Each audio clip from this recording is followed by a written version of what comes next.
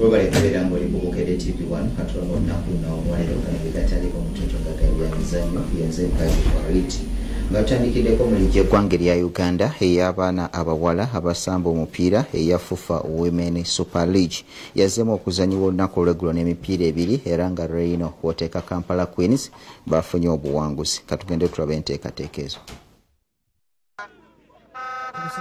Emipiira egyazanyiddwa olunaku lw'eggulo mu liigi y'eggwanga ey'omupiira ogw'abawala ogw'ebigere ya FUFA Women Super League Kawempe Muslim yalemaganye ne She Corporate ku goal 1-1. Rennes yawutudde Asubo Gafford ku goal 4-1 ng'ate yo Lady Doves yakubiddwa Kampala Queens ku goal 1-0. Nandede pull from Nandede. Motiba runs away, beating away Olivia. Motiba crosses.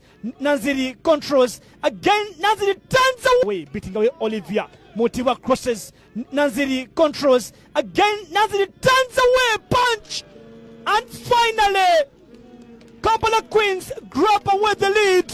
Ku mipiira musanvu egyakazanyibwa Kampala Queens ekulembedde ekibinja n'obubonero 21 UCU Lady Cardinals erina 13 ng'ebwenkanya ne Uganda Matters ng'ate Lady Doves eri mu kyakuna n'obubonero 10. Makerere University ne Asubo Gafford ze ttiimu ebbiri ezirwana obutasalwako mu kibinja kya ttiimu 10.